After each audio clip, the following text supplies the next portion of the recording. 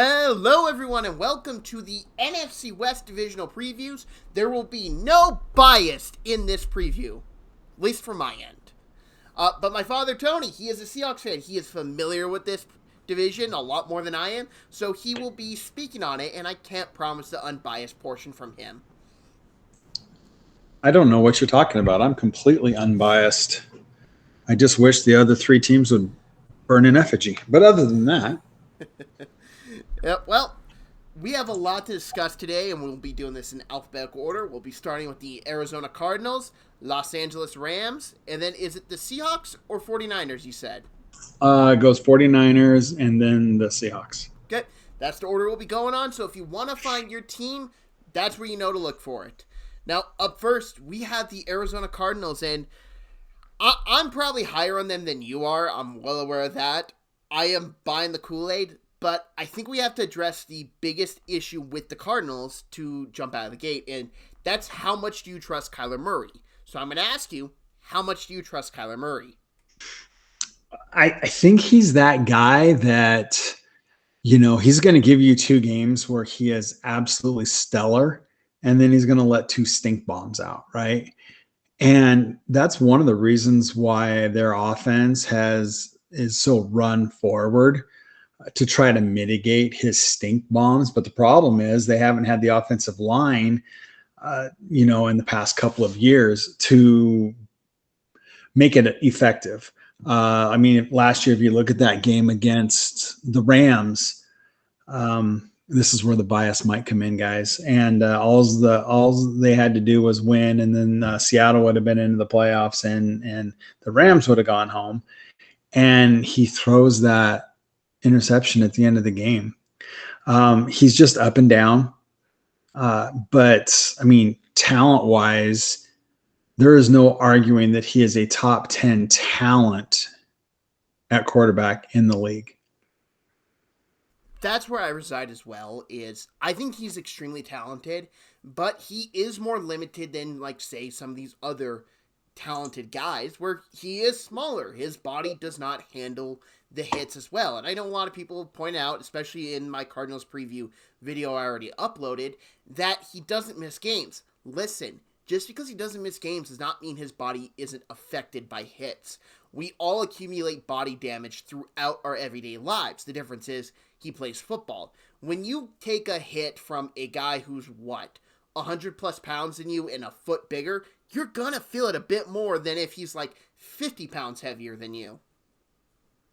Yeah, that's the truth. Also, I think one of the biggest setbacks for that team is that when he gets, I'll call it punch drunk, and he's been getting hit, he starts to get really, kind of nervous in the pocket. And that's when he doesn't set up, he doesn't step forward, he tries to escape. And when he escapes, his offensive line can't really protect him. So very, very similar to what used to happen with Russell Wilson, right? Russ would, as soon as he felt that pressure, he would take off because he had, pretty good legs. And he would get out of a lot of it, but he also ran into a lot of sacks because if the offensive line doesn't know where you are, they can't protect you. 100%. And you look at this Cardinals offensive line, it's still a question mark. It has not really been overly improved. We like some pieces. We were big Paris Johnson guys coming into the draft. When his draft year, he hasn't been the guy we thought he would be. And you look at this Cardinals offensive line. They do one thing good, I think. They open up running lanes very good, but they're not the best at pass protection. And it's probably because they are a run-focused offense. That was the case last year. So they are more... Oh, go ahead. No. That's you're right. But I think part of that reason why they're not a great pass protecting offense is because Murray doesn't stay put in the pocket. Watch a game. He doesn't step in. He runs out. And as soon as you run out and break contain, your offensive line doesn't know where to go, right? And so it's really, really hard because we all love that athletic quarterback, but they can be their own worst enemy, right?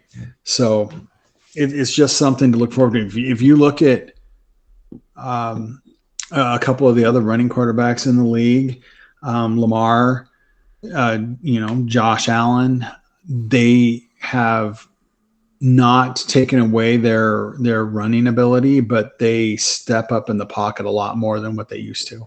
Yeah, that's very true. But now to move on to more or less with what they added Josh Sweat, who has experience with Gannon as a coach, Dalvin Tomlinson, Jacoby Brissett, Akeem Davis Gaither, and probably my favorite addition, just because I love him in that locker room, is Calais Campbell.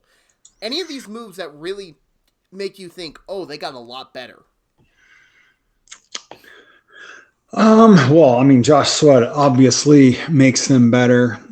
They were horrible against the run last year. So Dalvin Tomlinson, Calais Campbell, he's great against the run, and he's also going to teach, Walter Nolan. He'll teach some of those guys that are young, right? I mean, if you think about it, last year who was their first? Darius Robinson. Was it Darius Robinson? Yeah, Darius Robinson was their first round pick last year, right? He Yeah, was one of uh, theirs. yeah, but he got hurt. But Calais Campbell is going to make these guys accountable. And we know that going into the draft, that was the knock on Walter Nolan, was that, he took a lot of plays off. He didn't always give, everything he had. Um, so I just think that strictly from a defensive line standpoint, I think they're going to be tougher at the point of attack. And if Nolan lives up to any of the hype, they're going to be able to push the pocket from the inside as well, which is going to push people right into Sweat and right into Justin Jones. Yeah, when I was writing down my notes and I wrote biggest offseason move, which I'll just shout out here, is Calais Campbell, just because he's maybe not the player he once was. But when you're building a team like the Cardinals are, and they have a lot of really young players, you need that veteran in that locker room to help them grow, to help them understand it, build up the NFL tendencies, because that's not a theme in college as much as the NFL's. Some colleges will even let you show up late, as we've seen some players have issues adjusting to the NFL. That's not going to be the case with Calais Campbell. If you think a coach is going to be on you about that, Campbell will be right there with him. And here's the thing. You can't outrun Calais Campbell. Calais Campbell will be on you because that's something he has done every stop he's been at. No, you're 100% right. I've only been hoping that, the Seahawks would pick him up for what? It seems like 20 years because he's been in the league so long. And he's still good. He's Yeah. old, but he still can perform. Like, I believe he's 37 years old, right? 37, 38, somewhere in there. How many NFL defensive linemen perform this well at his age? There's some defensive tackles that give, but yeah, he's amazing. Yep. So now to move on to their draft, and I love this draft, and mainly because their first two picks were so awesome to me. I could throw out the rest of the draft and just focus on those first two picks and be happy like a pig in mud. Walter Nolan, I loved more than you did, I'm pretty sure. Yes, absolutely.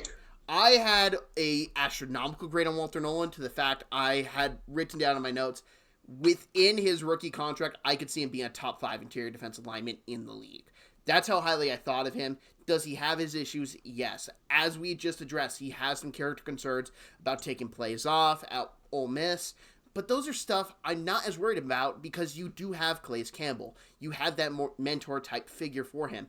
And with Walter Nolan's motivated, that dude was impossible to block in the SEC. And I understand the SEC and NFL is a massive gap, but it's not as massive as a lot of these other conferences. And he dominated. It took 2-3 guys, and he would help open up other players to get pressure on the quarterback, get into the run game. He was such a playmaker. To me, he was a great point guard. He could go get his own stuff, but if he needed to, he'd assist his other defensive linemen. He would take on an extra blocker to get a guy free. Very just cerebral as a player, which you don't really expect with him, but he just knew what to do at certain moments of the game.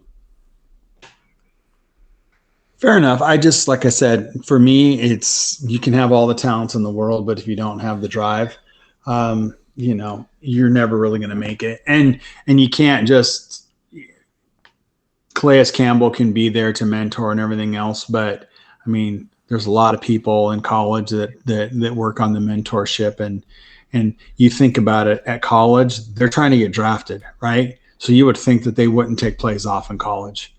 I mean, it's Lane Kiffin coaching team. I have to take a shot at Lane whenever I can. Sorry, Ole Miss fans. Have it. Now, the other guy, another red flag in the draft process, but differently because it was a knee injury. You don't have this question about Will Johnson's motor at all. You just question about that knee. But when Will Johnson's on the field, I'd argue he was the best cornerback in this draft class. He is so instinctual on the football. He knows how to break on it. He knows how to intercept the ball because he just reads the quarterback so well.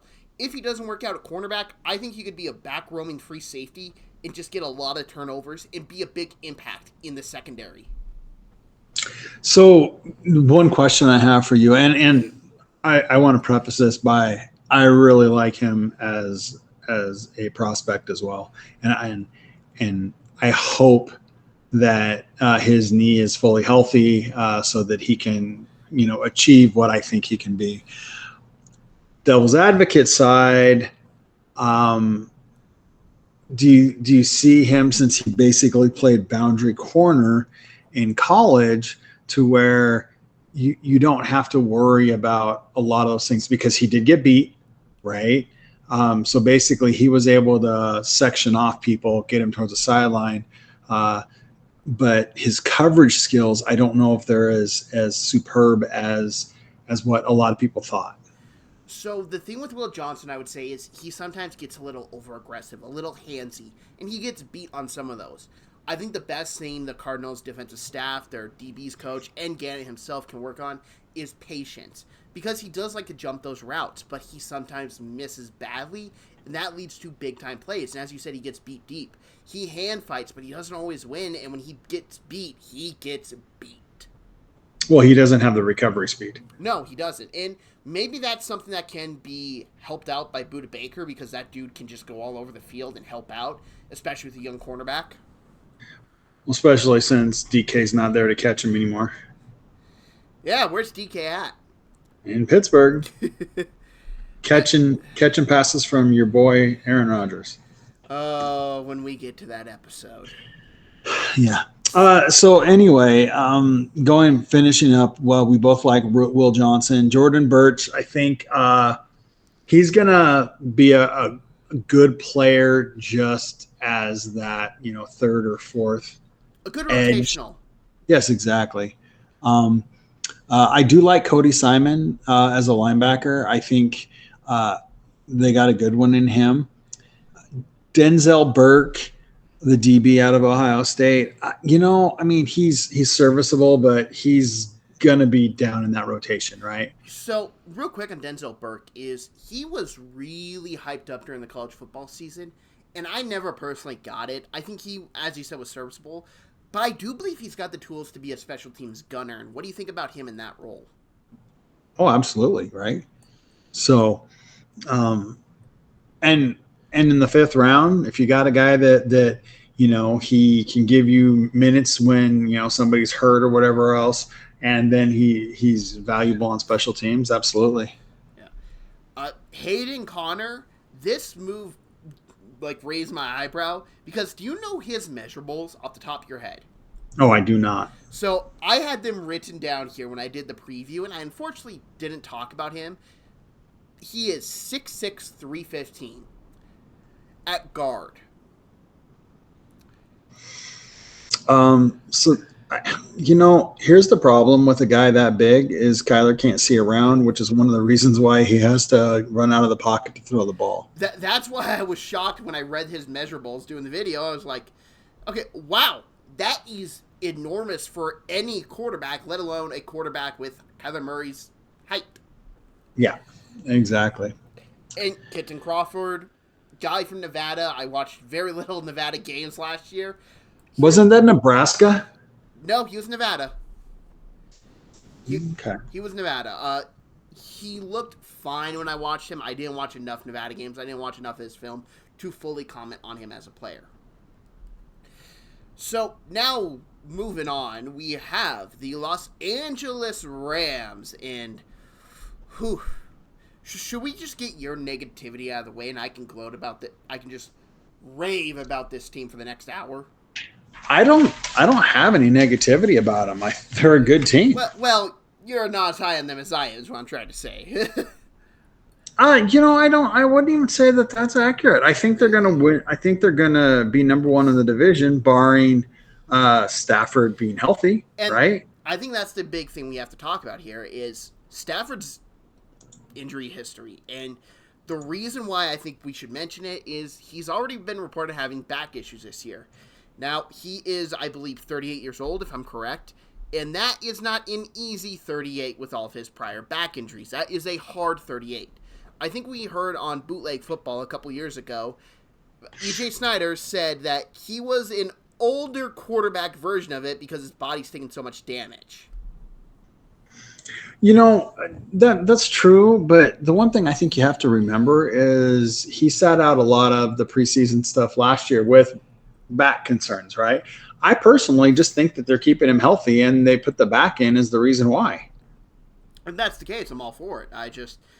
You just get concerned, especially with his prior injury history. But, no, there's no doubt about it. But I'll also say he's one of the toughest players in the NFL as far as I'm concerned. He's played through broken back.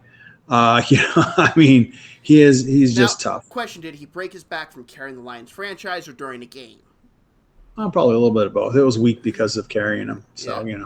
But you look at this team; it's hard to really find a weakness. And I got to give a shout out to Les Snead and Sean McVay. They built a really good team quickly, considering a couple of years ago we were all looking at this team like, oof, going to be a long rebuild, and it was not long at all. No, definitely. They did lose veteran wide receiver Cooper Kupp. I don't know how much you're going to talk about him here compared to when we get to Seattle, but I'll just add, I understand why they made the move. He was getting up there in age. He's had injury issues, and they did free up some money in the contract. Yeah. They lost him. They lost Bobby Brown, who was, he was pretty integral in their defensive line. Demarcus Robinson, he seemed to be, how long did he play there for? Like 20 years? He was just always there, and he wasn't a superstar, but when they needed him, he always did step up. They lost a couple. What's so funny? He was only there for 2 years, I believe. He was a Raven for the majority of the time. Oh, God, it feels like he's been there forever. Because whenever Stafford was in trouble, he would just be like, safety net, safety bail out. Yeah. They lost Note Boom. And they trade Jonah Jackson. Yes. So they brought in DJ Humphries. What? On Humphries. Well, but here's the thing, though. I think Humphries is going to be a backup. Oh, yeah, 100%. Right? I just still don't know if I would bring him in. You got Haverstein and you got Alaric Jackson, and those are your starting tackles. So DJ Humphries is a good swing tackle prospect, right? There's a lot worse in the league. Ask Chiefs fans their thoughts on that. But they did bring in two pretty major players. I think it's important to address it. Is they brought in your boy Poona Ford. Yeah, Poona. I love Poona Ford. He's been around for a long time. He's played, he played in Seattle for a lot of years. He played with the Chargers. That's where he's most recently from. So he's not a big body, but he just makes an impact. He's really good with his leverage. So I think he's going to help that defensive line. And then Devontae Adams. And you have Devontae Adams and Puka Nacua as your two main receivers. I think that's a pretty sizable force for wide receivers. Now it's just how many balls is Stafford going to be able to throw? Because, of course, they're going to try to run the ball with Kyron Williams, Blake Corum, and Jarquez Hunter as well. They are so loaded on offense. And Devontae Adams was my favorite move they made in the offseason, strictly because he was still, like, really good last year. The problem was the quarterbacks that were throwing in the ball were very not good. And you could tell when you watched him play with the Raiders and the Jets, he just wasn't getting the opportunity he should probably get. And now you're putting him with the Rams, and he is the number 2 wide receiver to Puka Nacua, and he is all-purpose ring chasing. This is a ring chasing move because he probably could have gotten more, I believe, more money to worse off franchise, cough, New England. But you just look at it.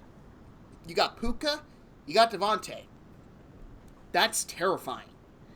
Oh, absolutely. And I want to touch up on Poona Ford. Bringing in Poona Ford, in my opinion, that makes the Rams the most terrifying front seven in the NFL. That front seven was dangerous last year, especially we saw in the playoffs. They destroyed the Vikings offensive line. That was not even fair. They did a really good job against the Eagles offensive line, which not many teams could say. And throughout the back course of the season, when they were healthy, they were just dominating teams up front. And yes, they dominated Seattle up front. That's not saying much. But no, they just continued to dominate those trenches, and they really wore on teams. They were the closest team to knocking off the Eagles in the playoffs. They were the closest by far.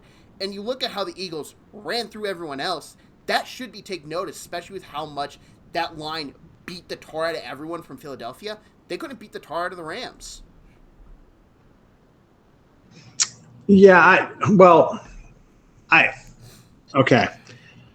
I'm really, really tired of hearing this, that they couldn't dominate the Rams' defensive line. The Eagles' offensive line crushed the Rams' defensive line. Okay. Do you know why they were a play or two away from winning that game? Because their offense couldn't be stopped by Philly's defense. Right? How many yards did they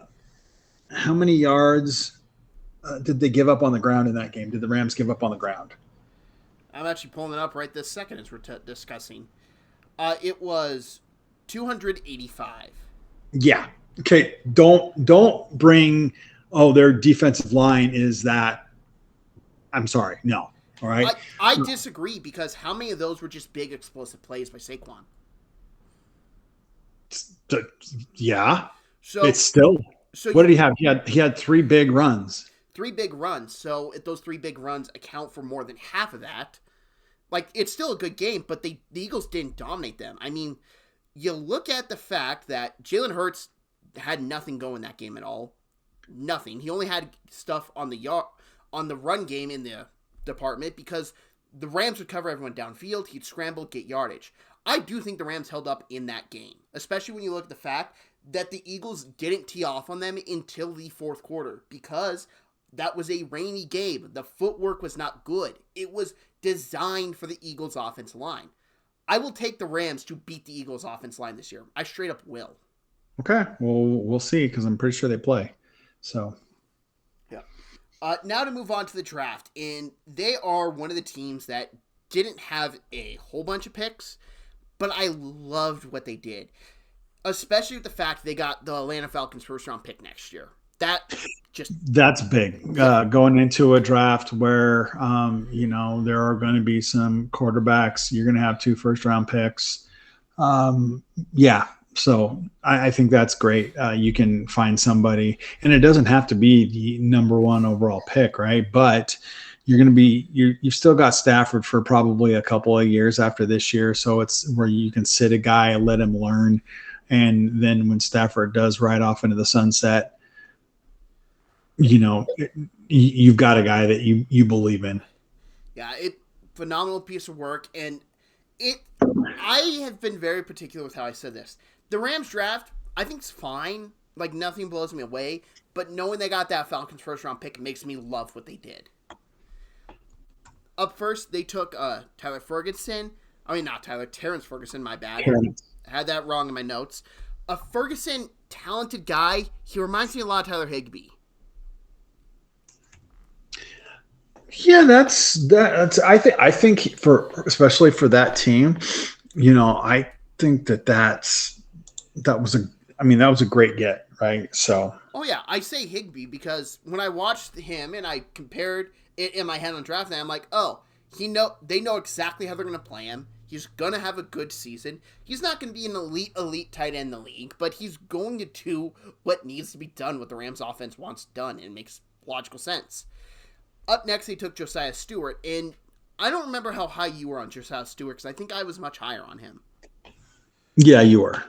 So I remember the quote, and it's stuck in my head, that it was someone around the Michigan program, and during Harbaugh's tenure of guys he recruited, Josiah Stewart was the toughest guy.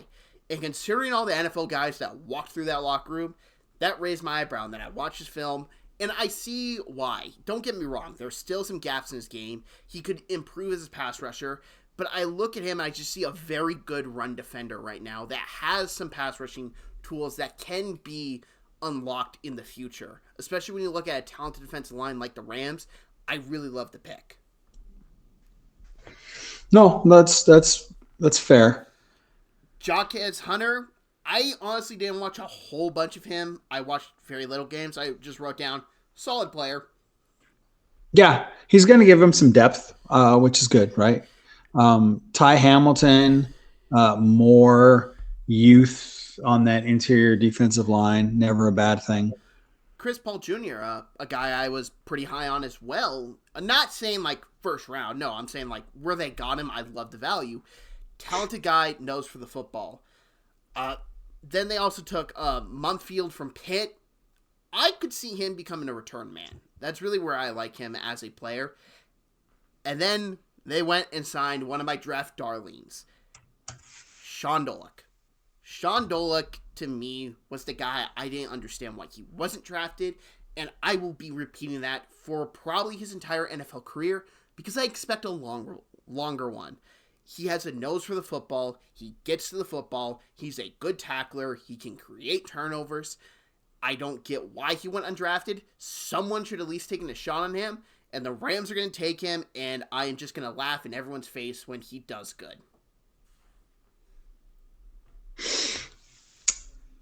Well, just remember that they didn't draft him either, right? Oh, they're not excused from being laughed at.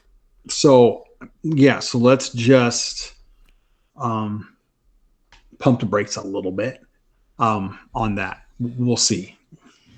Yeah, I think he was one of the players that should have been drafted that wasn't, and it still confuses me. But now moving on to the San Francisco 49ers, unless you have something to add on for the Rams. No, like I said, I think this team is bound to win the division as long as Stafford stays healthy. They've got a great offense. Their coach is the best coach in the NFC as far as I'm concerned. So, okay. Now let's move on to the 49ers. And hang on, let me get through all my notes of all the guys they lost. Aaron Banks, Travarius Ward, Javon Hargrave, Jalen Moore, Huafunga, Greenlaw, Floyd, Malik Collins, Isaac Yiddom, Elijah Mitchell. There's a bunch more, but those were the, Did you said Ward, correct? I didn't hear if you said it. Travarius Ward was the second one I said, yeah. Okay. Wow. That's a lot of guys. Yeah. And it's not like there were a lot of backups. No, those were starters. That's a lot. And listen, it was going to happen. They paid Brock Purdy a ridiculous amount of money. But I also don't hate the fact they let a lot of these guys walk. Like, were you really going to keep on paying Hargraves the money he was getting paid? You could not convince me to pay Jalen Moore the money he got from Kansas City. Greenlaw, coming off his Achilles injury, hasn't looked the same. Huafunga, I don't know if I would have paid that. Aaron Banks, wow. And same with Ward. I think they were smart to let people walk. And losing Malik Collins as well, I think should be addressed. but I do think it's my number one move that the 49ers made this offseason was they got out early. Instead of paying a lot of these guys to contracts and then you have to offload them and you're stuck in salary cap purgatory like the Saints, they got out of them now. So I got a question because you brought up Brock Purdy's his salary, right? So this year, do you know what his percentage of cap hit is? Not off the top of my head. I actually do not have that on my notes. A little over 3%. That's not bad. Yeah. So what's it next year? He is seventh on their cap list. Yeah. Let's see. Next year at the salary cap will be at, let's see. Oh, nope. Won't pull up for me. Okay, the salary cap will be, I believe it's around $260 million, if I'm correct. Next year. Well, I mean, this year they can guess for next year. Yeah. You know, but comparing to that, Brock Purdy will take up a lot more than just 3%, and it's next year is going to be 8%. Yeah, still more.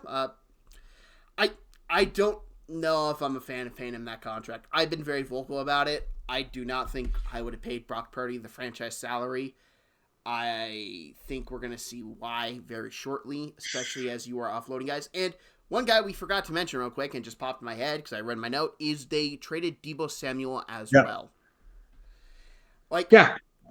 They got rid of guys and their offense doesn't look as good.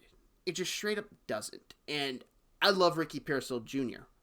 We don't know what he is yet. Unfortunately, circumstances out of his control happened to him last year. So he didn't really get a whole bunch of playing time. When he did, he was a step behind everyone because he didn't get the chance earlier in the season to really grow as a rookie. Brandon Ayuk is coming off a bad ACL injury, and a lot of the stories coming out about it, I'm getting CMC flashbacks from last year.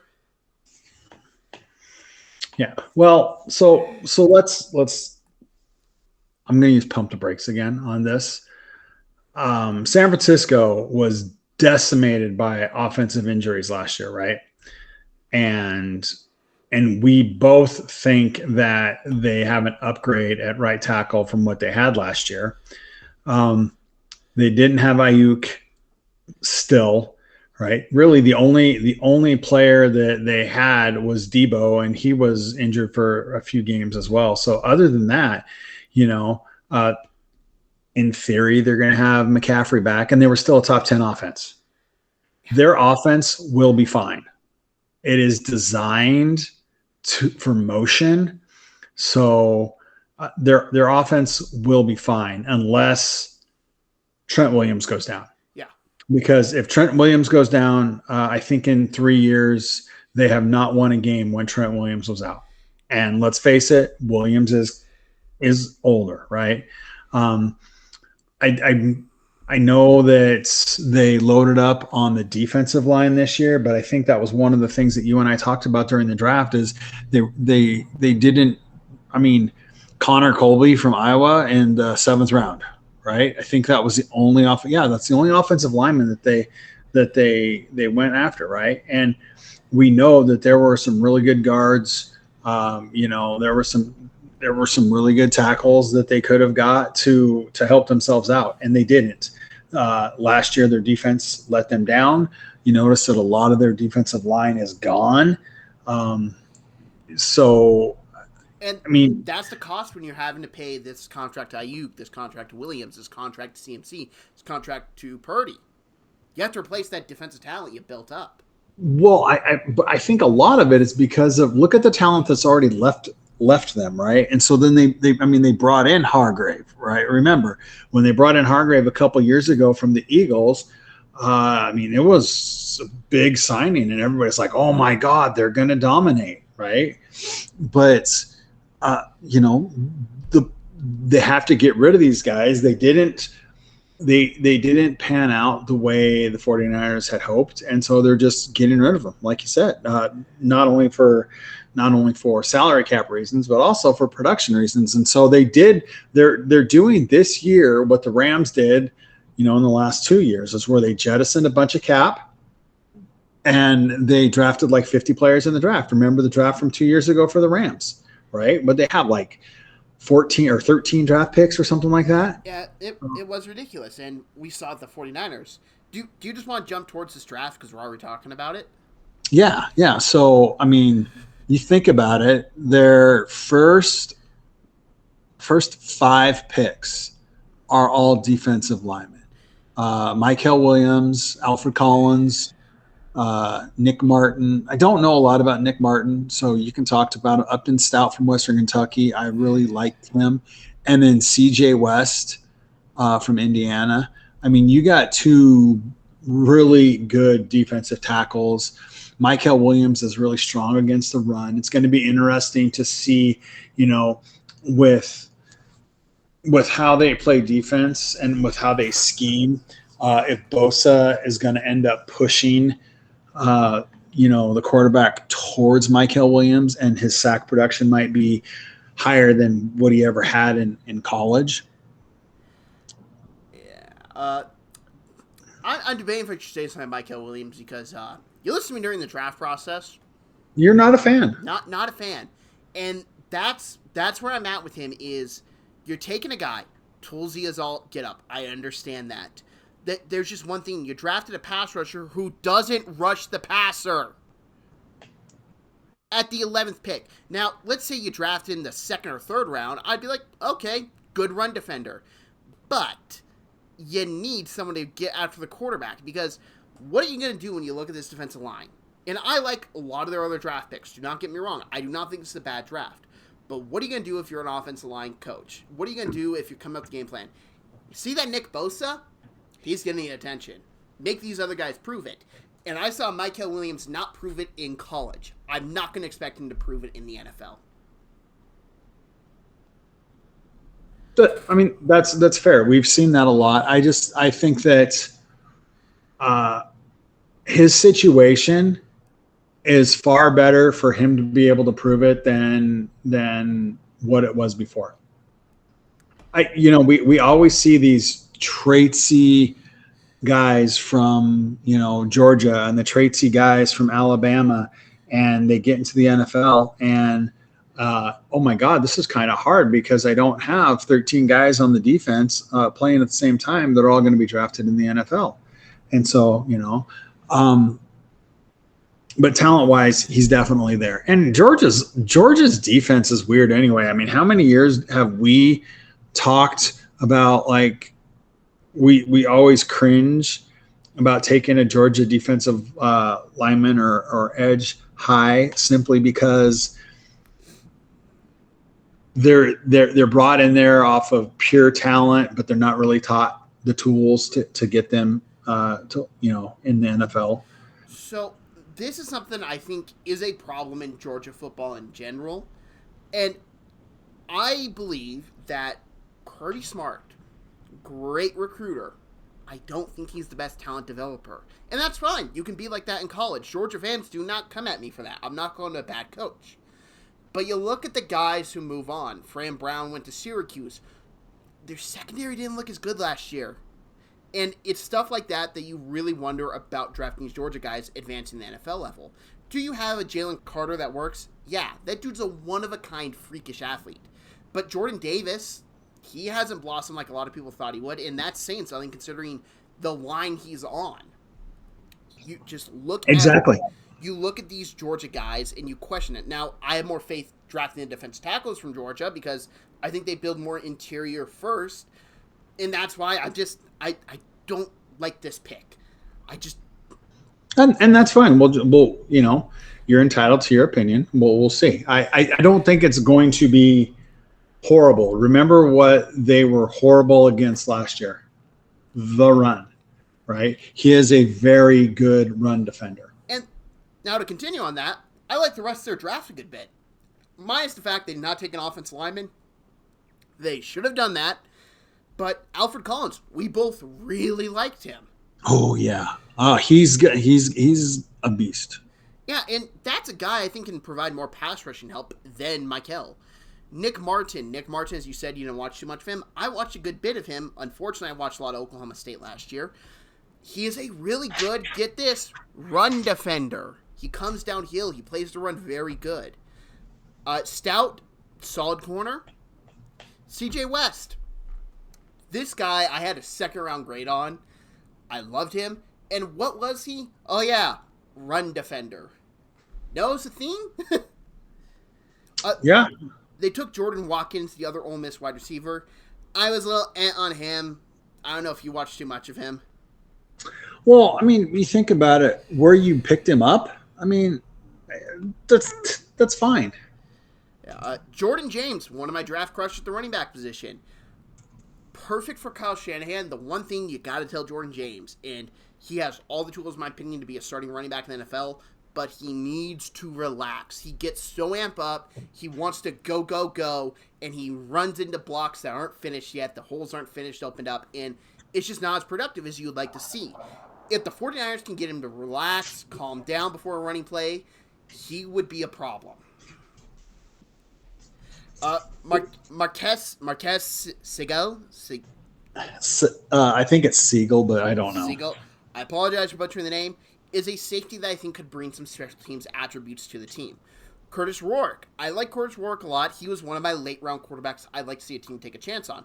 Not because I ever think he's going to become a starter, but I watch him, I'm like, he prepares himself in a certain way. He carries himself like a good backup quarterback. And that's something you can just always have, is a good backup quarterback.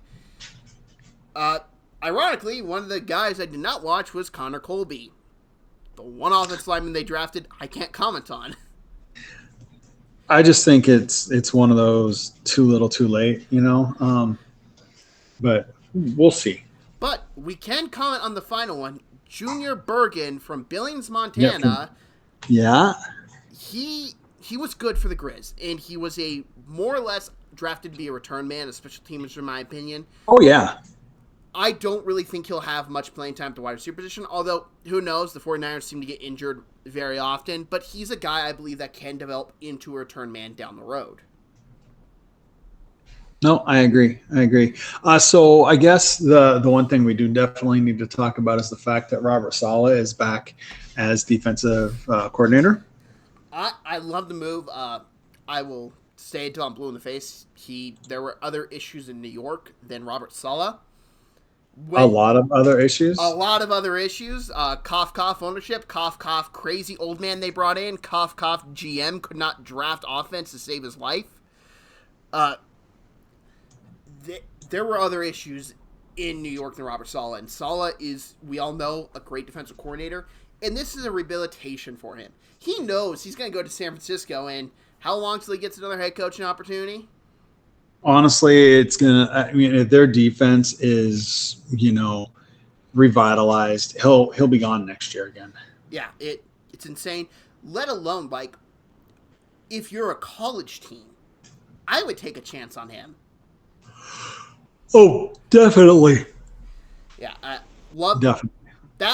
Now that you mention that, and I had that in my notes, I forgot to mention it, that would probably be my biggest addition for them, just because he is one of the best defensive minds in the modern NFL game.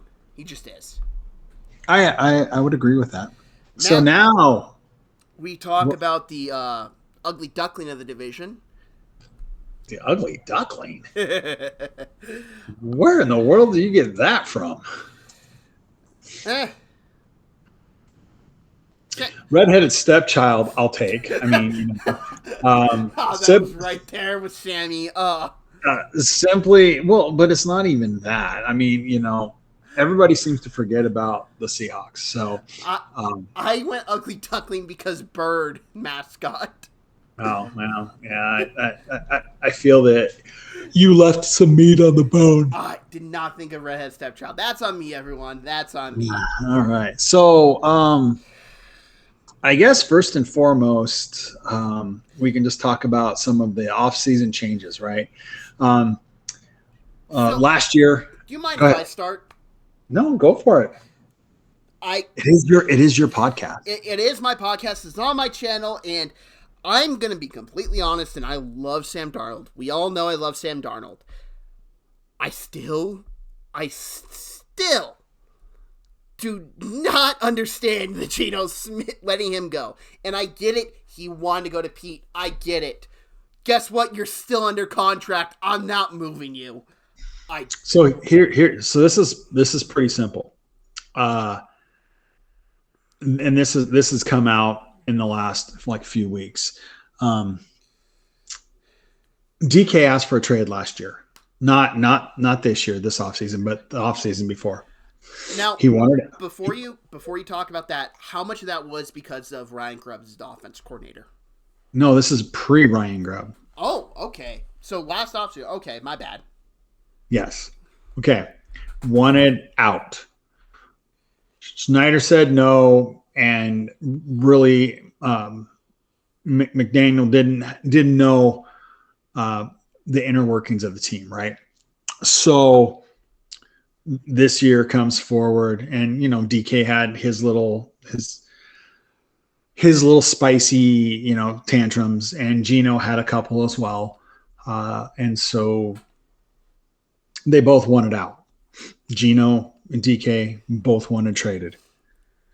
Mike McDaniel is, if you don't want to be here, I don't want you here. So basically he was like, get rid of him, right? He wants 100% buy-in. He doesn't want to have there be, questions, and there still were questions at training camp and things, right? Oh, do you miss and it's like, no, just let it go. We don't want these distractions. And you don't want that going into the off season. Who your teammates are. Your teammates show up. They had 100% 100% participation in voluntary workouts, right? That's the buy-in that he's gotten. And that's why Geno's gone, and that's why DK's gone. Are they super talented? I think so. I think Geno's a better quarterback than Sam Darnold. And I've always liked DK. I think in this system, I'm not so sure that he fits in this system, just because he doesn't have a lot. I mean, his route tree isn't super great, but they would have still been able to use him. And he is still, you have to put your best guy on him, right? So I don't think they're going to lose the DK breakup. I think that's a breakup they're going to win pretty convincingly midway through the season. Hint, hint. I went on speculating with that. I'm sorry. When you're in the NFL, I get it. Sammy looked really good last year.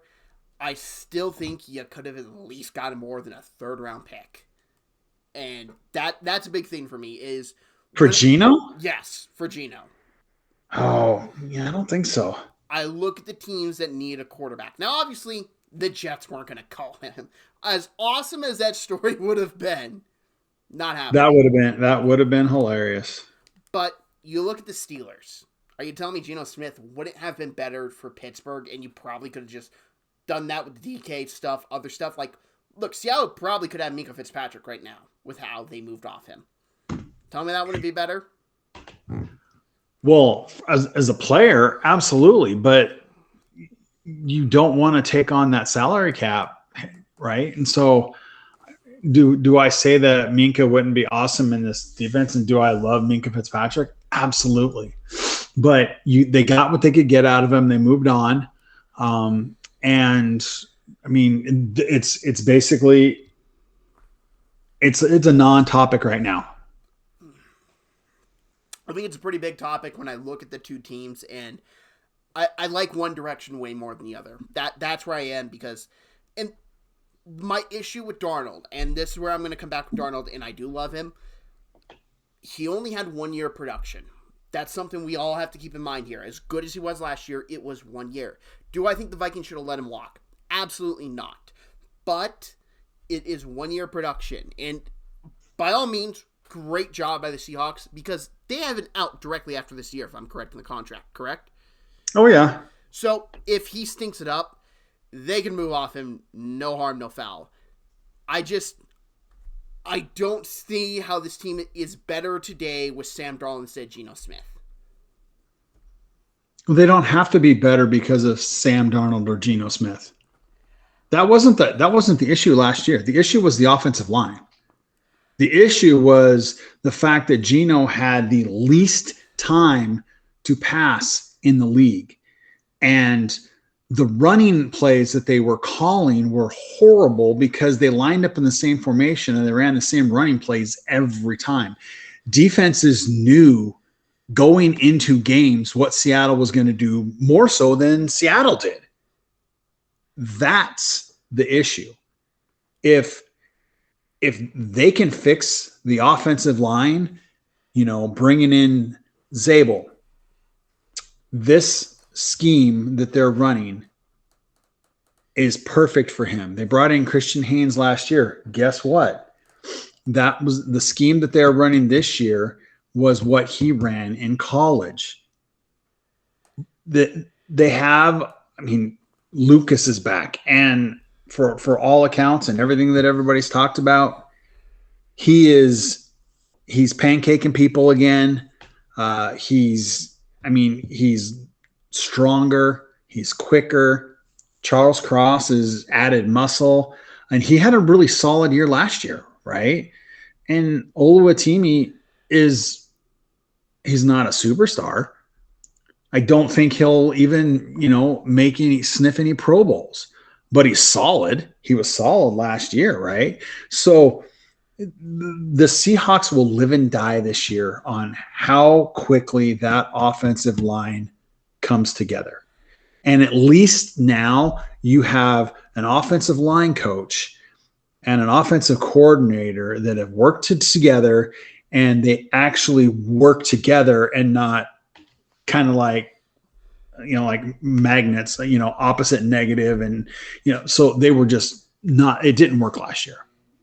That's what is going to matter for Seattle one way or the other, is if that offensive line, because if that offensive line clicks and they can be if they can be top 20 instead of bottom 3, the Seahawks are going to be just fine on offense. See, and that's where I disagree. I do not think this team's better than last year. I think they're a worse team because I do not think the offense line is fixed. I do not trust Abraham Lucas to play more than 5 games a season at this point. A bad knee injury that didn't get cleaned up properly, and that's the reason why he started the season last year on the PUP list. When he came back, Seahawks offensive line was better, but he still wasn't 100% yet. He's 100% now. Do we know what his knee is going to look like in the future? Absolutely not. That's one of the reasons why I don't think that they'll even sniff extending him until after the season to see how he is. And the sad part about that is if he plays like I think he's going to play, they're going to have to pay him a lot more than they want to. But you don't want to extend him now unless you can get him to sign a medical waiver, which no agent worth his salt would allow, right? I've seen some contracts this offseason. But yeah, I think that this team is going to be better this year than it was last year. I do not look at this as a whole because, and we'll get to it more when we talk about the coaching staff, I'm not a fan of their OC. I will be straight up honest about that. I have ruled him in my notes as Nepo Baby because that's why he's still in the league. Fair enough.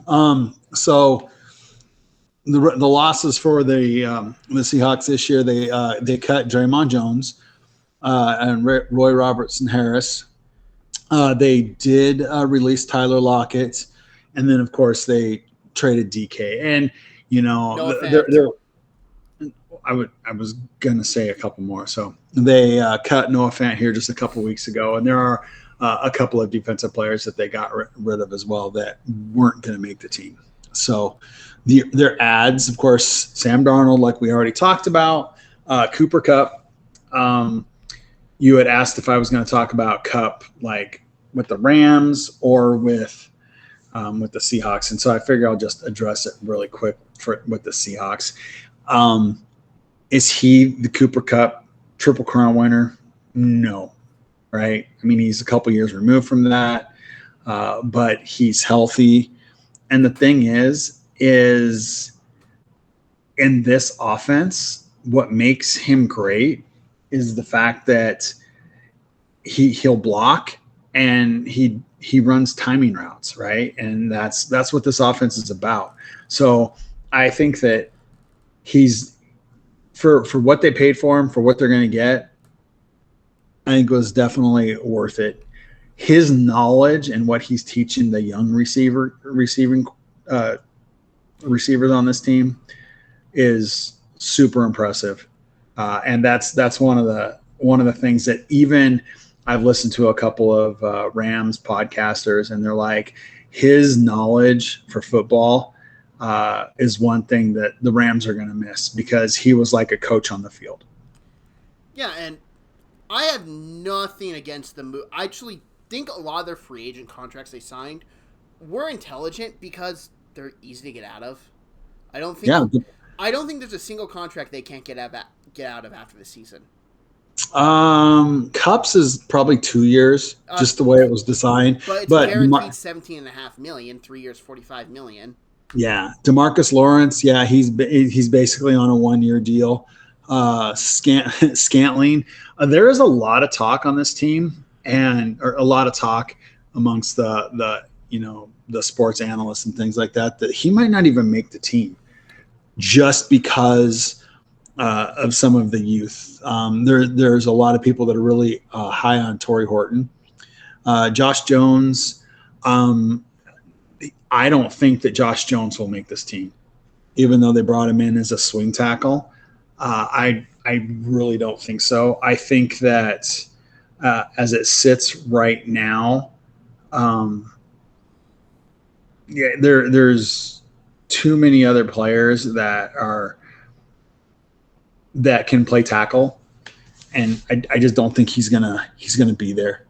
Shaq Griffin, they brought him in. He hasn't actually practiced yet. Don't know what's going on there. DeAnthony Bell was a sneaky get.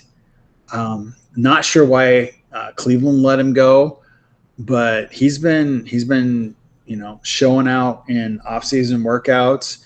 He was really solid last year for the Browns. So their safety room is pretty stacked. Which is very key with how McDonald wants his safeties to play. Yeah, absolutely. Which will lead us into, we talked about Gray Zabel, guard from North Dakota State. I do want to add some things there. Okay, go for it. So with Gray Zabel, and this is someone that love in the draft process, you do have the concern, especially early on, the adjustment to NFL level play, because he is coming from the FCS. As much as we love watching FCS football here in Montana, we admit the jump's pretty gigantic. And it sometimes takes players a little bit longer to catch up just because they're going against athletes they just haven't played against. No, that's completely fair. Yep. Now to move on. And I think it's important if I talk about Emmanuel first. Yes, I learned how to say that name. Strictly because I can see this pick working out phenomenally well, and I can see it failing right out of the gate. That's because he is a freak athlete. No one will dispute that. But he doesn't make the freak plays you want him to. And most of the time, I'm left standing there like, I'm just kind of disappointed in him. And that's not fair because I think he's still a good player. But just some plays, I'd expect more with someone with his athletic traits. I think you hit everything right on the nose, with the exception of who the coach is. Oh yeah, that's the reason why I'm saying that is that I don't think that they're going to expose him to anything that he can't handle right away. You know what I mean? He's going to have limited roles. They're going to put him on the line. He's going to be a pressure package. He'll work in the box. He'll play some nickel. So he's not, they're not going to put him in an area where he can be exposed really bad. So that's how I think they're going to approach him and see where it goes from there. That's very fair. I think he just fits the old adage of looks like Tarzan, plays like Jane. And he does look like Tarzan. Yeah, but I don't think he plays like Jane. I just don't. Here's the thing. Everybody looks at him and they see the freak athlete and they know how fast he is. And they're like, oh my God, he should be this. But is that his problem or is that our problem? I think if you had those traits, I need to see more from you. That's just how I am. He can be a serviceable player in the NFL, do not get me wrong, and have a long career, a long profitable career, but there will always be the thing of, well, he didn't hit his full potential.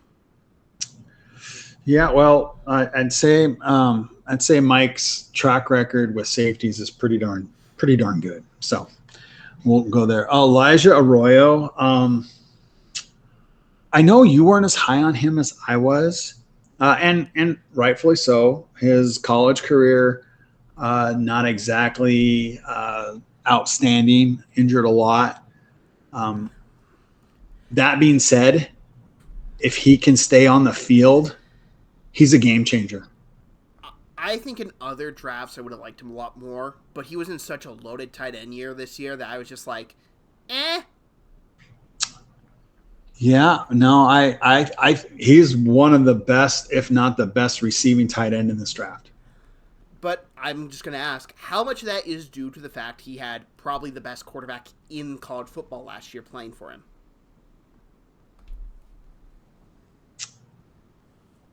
I don't know. We'll see, right?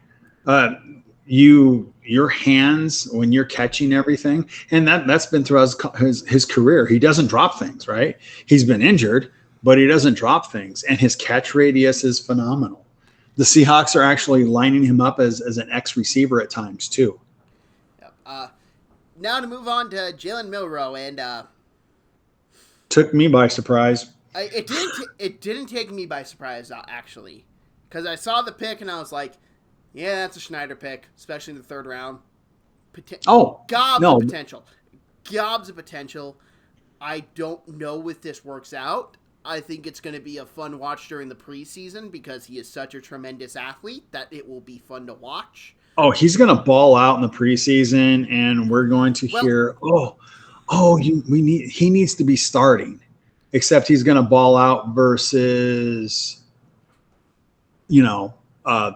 third and fourth string players or people that are never going to play it down in the NFL. I don't necessarily, I won't say he's going to ball out strictly because I still think he needs to work a lot on his accuracy, and that I think can rear its ugly head early on. So I will say this will be fun to watch. I'm sure they'll utilize him in a lot of fun packages this year. Does this work out long term? I don't know. Is it worth the chance for a third round pick? Absolutely. One thing I will say, I can't remember who it was. They were doing a camp tour, and they had talked about they saw him throw at the combine, and they saw him throw at his pro day, and they saw him throw at practice here. And they said that they really feel that the VR tool that he's using is really helping because he's stepping into his throws instead of throwing off of his back foot more. Good. Now, let's remember, you're not having a guy in your face, right? But you think about how much the VR tool helped quarterback from Washington last year. Penix? No. To the Commanders. Jane Daniels. Thank you. I could not come up with his name, but he said that VR is like what made him as successful as he was last year. And so we know that Milroe has got a couple of years of work in him, but it's been promising so far. But once again, like I said, it's just in shorts and When they put the pads on and when they get in games. The only problem is, like I said, is he's going to be in games with guys that are never going to play in the NFL. And And so we'll be playing against defenses that are just so neuter that they're. oh, exactly. And then you will hear people calling, oh, he needs to start. He's the next Russell Wilson. Yeah, no. Riley Mills, I know you're not as high on him as a lot of people are. I like him. I mean, in the fifth round, picking him up, he's I think it was a good pickup for them. Torrey Horton, I'll let you talk about him because I know he was one of your draft crushes. The Seahawks, and this is probably why I have them actually grade out higher on the draft process, even though I do have a question about this draft, is because they took two of my wide receiver darlings and one of my running back darlings. But to start out, it's Torrey Horton, and he was just so serviceable, so good. He made impact for Colorado State, a team that just doesn't have many impact players. Whenever you watch a Colorado State game, and this even before I watched the film, I would always take notice of him like, that's a Sunday player. That's a Sunday player. When you see those guys at the G5 level, they're easy to spot, and then you watch his film, and you see how leagues above he is better than a lot of Mountain West Conference players. And it's hard to say how good he was because those guys just aren't Sunday guys. But you just watch him, you love his route running ability. He has really good breaks. He gets in and out quick, has really solid hands. This was a dude I loved, and I immediately thought when this pick was made, I'm like, could he be the third wide receiver by mid-season? Well, like I said, there's a lot of Seahawks podcasters and things that think that he might be the third wide receiver by game one. I don't think so. That's hard to judge for me because I don't have like the Seahawks like what I expect their offense to look like wide receiver wise. Like I do a lot. Like I do personally my team because I don't watch all this training camp stuff, so I can't speak on that. Here's the thing why I don't think it'll happen. Where did Scantling play last year? The bench. Who was his offensive coordinator? Okay, he's played for so many teams. You gotta give me a second because he was on the Packers, then he was on the. He was in New Orleans last year. He was. But here's the thing: is that when you look at the Seahawks, they're having a big time youth movement. Is that really the guy you want the third receiver, or do you want to play the younger guys? Well, I can see either way, but even if he's not the third receiver and he's the fourth receiver. Does it matter because you know what you've got in him? So, Robbie Oots, I remember when you texted me about this, you were like, "What?" And I was like, and the only reason why I knew this is because I heard somebody say it right when I was doing it that he was going to be a fullback. So I remember my notes on him, and I don't have them in front of me. Do you want to know what they said? Too effing slow to play tight end in the NFL. Yeah, well, but he's a big boy. He is built too. He is big. I do not deny that. I just saw that because they announced him as a tight end, and my brain went tight end. I'm like, wait a damn second, what? Yeah. Bryce Cable was one of your draft crushes. Oh, I loved the two Kansas guys. Actually, three. They had another cornerback I really liked. I love the Kansas guys' this draft class, especially when I watched Devin Neal, and this when I first noticed him was the holes Devin Neal was getting when he ran behind Cablebu.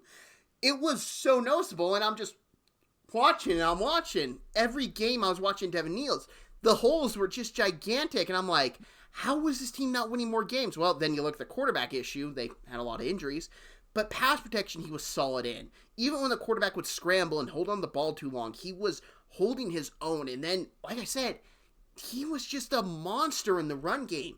I just couldn't help but think this dude is going to overperform his draft position very early on. I know you just talked about Hayes.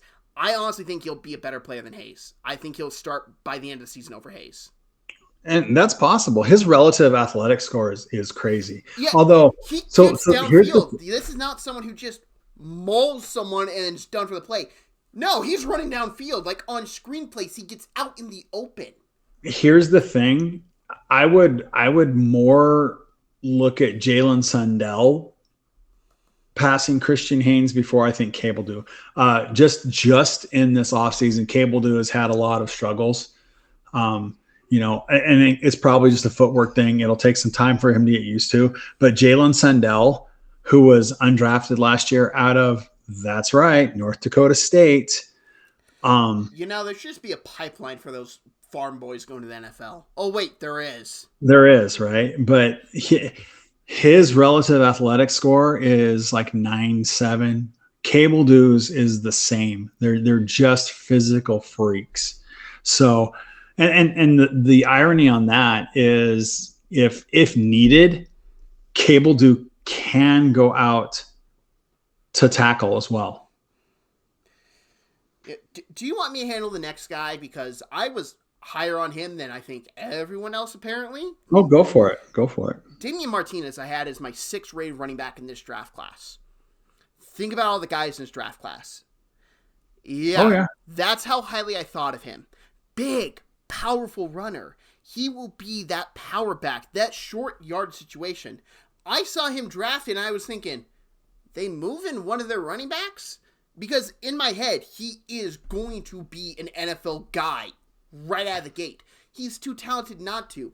And it's not just that he performed at Miami. You go back and watch that Oregon State film, where he had a far worse offensive line. Guys were in the backfield getting their hands on him. You know what they didn't do when they got their hands on him? Bring him down. He has very good lower body power. He knows how to absorb contact. He knows how to power through. His problem, he can't catch the ball, and he's horrible at pass protection right now. I don't care about that if I need 1 yard on 3rd down.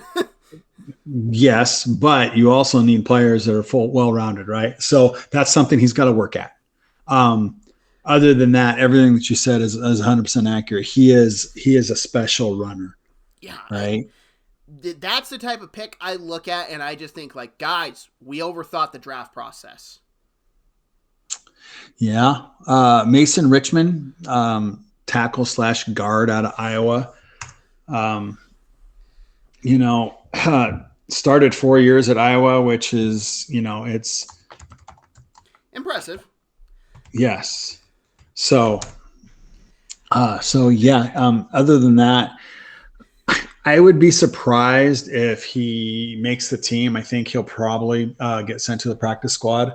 And then Ricky White the third. What? So I'll let you take him because I can just talk about what I've heard thus far in camp. Where to begin? Oh, yeah. I don't know if you're too familiar with what happened to the UNLV football program last year. Are you? No. So their starting quarterback left mid-season due to NIL issues. He wanted to get paid more. I can't remember the exact thing. It was right around mid-season. So this is with a backup quarterback. He still produced over 1,000 yards and had 75 receptions, 11 touchdowns. As a punt returner, he had 4 returns for 90 yards and a touchdown. We're not done yet. As a special teams player, he had 4 blocks. Yeah.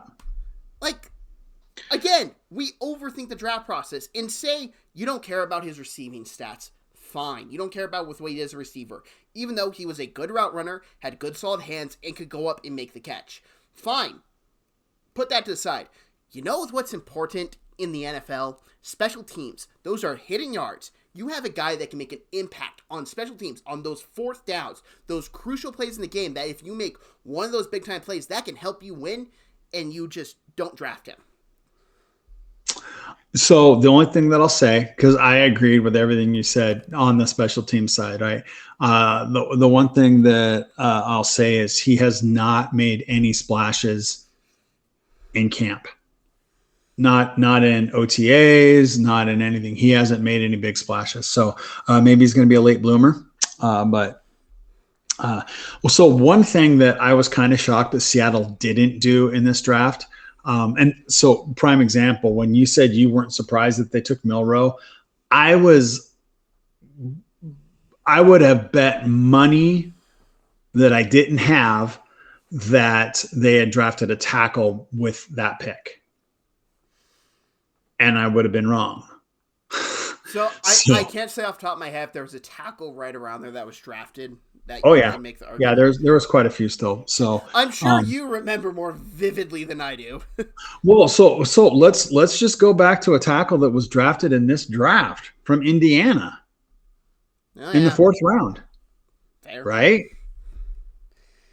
So, yeah, there were players available that I think would have been spectacular players. That being said, um, I, I am super happy with their draft, with the exception of I really would have liked to have seen a defensive tackle in there. Okay, so just speaking on this real quick, yeah, no, I see two guys that would have taken over him, so I understand your point. Charles Grant, I would have drafted over him, and Jared Wilson, the center from Georgia, I would have. But I still like the pick for Seattle because it's just a high upside swing that if you hit, great. If you don't, Oh, no, you're who 100% cares? right. What I'm saying is that at that point in time, I knew they were going to take a defensive tackle, and they Oh, didn't. D tackle. Oh, I was thinking offense tackles. Whoops. No. I'm talking defensive tackle. Whoops. No. Okay, that I understand too. But again, you take the high upside guy there. Oh, no, absolutely. So, all that being said, who do you have for the defensive rookie of the year this year? Defensive rookie of the year, I have to go with my boy still, Walter Nolan. There is concern he's had a calf injury this year. I've seen that pop up, but I'm still just stupid high on him. I will just take him and run to the bank with it. I also have a defensive tackle, CJ West. Or, no, Alfred Alfred Collins. Collins. Alfred Collins. Sorry, the 49ers took 50. I know.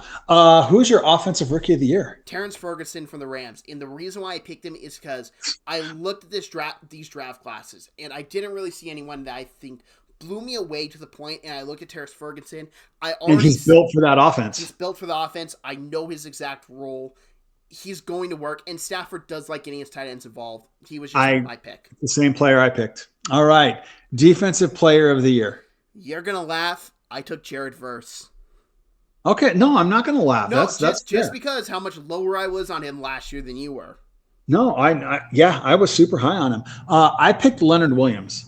I felt that he honestly should have been in the runnings for defensive player of the year with his play last year. So, and he didn't get a sniff. I want to add one thing for defensive player of the year. Jared Verse is my actual pick to win defensive player of the year overall. Okay, fair enough. That's good. I like it. I mean, I was super high on him last year, so. I think he's offensive player of the year. I took Puka Nacua because I don't necessarily take quarterbacks for this award because quarterbacks don't ever seem to win it. So I looked at everything. I'm like, well, who's gonna make the biggest impact? That's a non-quarterback on offense. I had a hard time arguing against Puka Nacua. Okay, so I did also take a Ram, but I took Kyron Williams. Fair. So MVP. Stafford. Right? So this is the reason you think about it. You had said that I wasn't really high on the Rams. Terrence Ferguson, Kyron Williams, and Matt Stafford.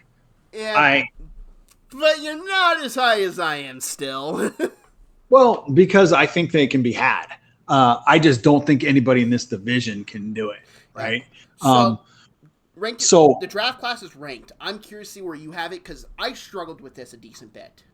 Okay, so I have my draft order as Seahawks, 49ers, Cardinals, and Rams. And quite frankly, I like the Alfred Collins pick in the second round more so than the Nolan pick in the first round. And I think that Michael in that defense is gonna prove up. So that's why I have them over the Cards.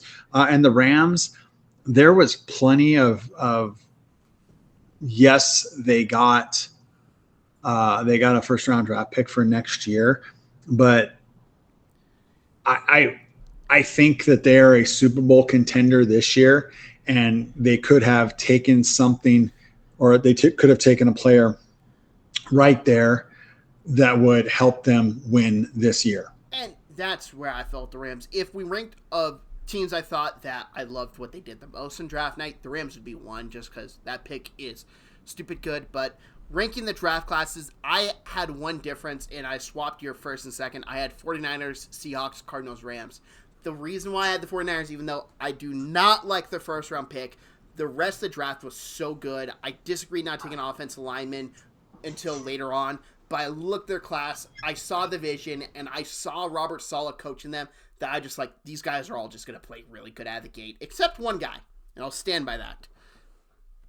Seahawks, Cardinals, they had my two favorite players probably taken, and then the Rams, they didn't do anything spectacular, they just had a solid draft. All right, fair enough. So the order. Oh, no, staff. Oh, you want to go staff? Yeah. Rams, 49ers, Cardinals, Seahawks. We had the exact same. Okay, order. Rams, and you had the Rams too, so let's get that out of the way. And then I have the Seahawks, 49ers, and Cardinals. I had the Cardinals, Seahawks, 49ers. Well, your enigma with the Cardinals is the reason why I just can't pick them that high up. Well, that's fair. I've been wrong on many teams before. I look at this division. I think the Rams are the clear-cut favorite, and for me, it was who do I think has that chance to get that wild card spot. I get the people say the 49ers have an easy schedule. I just want to counter-propose something. I don't think they're that good of a football team this year compared to a lot of other teams. And then I look at the Cardinals and I look at the Seahawks. It could have been a coin flip, honestly. I get the slight edge for the Cardinals just because we've seen progression each and every year under Gannon. I don't think a progression's crazy for them to grab that 7th seed in the wild. So here's one of the things I'll say about the Cardinals, and this is one of the reasons why. What do you think, because you're super high on the Rams defensive line, what do you think the Cardinals offensive line is going to do against the Rams defensive line? Okay. Seattle finished the year with a top 5 scoring defense and a top 5 defense. And that is with basically getting their defense put together at week 8. So they're returning the same defensive team, with the exception of they actually have a couple other players that they're going to, like DeMarcus Lawrence, who I think is going to be an added value. So I think that the Cardinals are going to struggle against the Seahawks as well. That could very well be the case. I just, like I said, I see the progression Gannon's had year over year with them, and I see progression still happening there. Plus, I think their defense is much better than it was. Here's the thing that I'll just say on that is the Cardinals, the last few years, and even before that, start out strong, and then they go into the abyss. And it was with Gannon. It was previous to Gannon. It's just something there, and I'm not sure what it is. And to be quite honest, I think that if they had a quarterback other than Kyler Murray, I think that there could be some serious talk about them even winning this division. I think Kyler Murray is the anchor, and he's not a very big anchor, but he still weighs him down. Do you know who their backup is? Before we go to the outro, do you remember? Jacoby Brissett, who I love. That's my key right there. All right. So key moves. We got 4 moves, and then we'll wrap it up because my long-winded self when it came to the Seahawks. What do you think the Cardinals, if they had one move today to do to help their team out, other than trading Kyler Murray and getting a quarterback? This was very hard for me. And I honestly, at one point, I nearly said a quarterback. I actually had written down Joe Flacco. But I'm changing it up a bit because I think this Cardinals team could still use some pass rushing help. So I went across the NFL and I scavenged throughout the ways. And I saw this guy named Bradley Chubb from the Dolphins. Dolphins are going to have to start freeing up some cap space. Bradley Chubb has not produced there. I think that's a move the Cardinals should look at making. No, that's fair. I think they need more secondary help. You're going into the season and you have a guy that you're not sure about his knee. I mean, you were all over Abe Lucas's knee. Yeah. And And so I think that you really need to get some more talent on that in that secondary. So the Rams. Better backup quarterback. Do not make me watch Jimmy Garoppolo if Stafford gets hurt. Fair. That's actually fair. I like that. I still think they need more secondary help.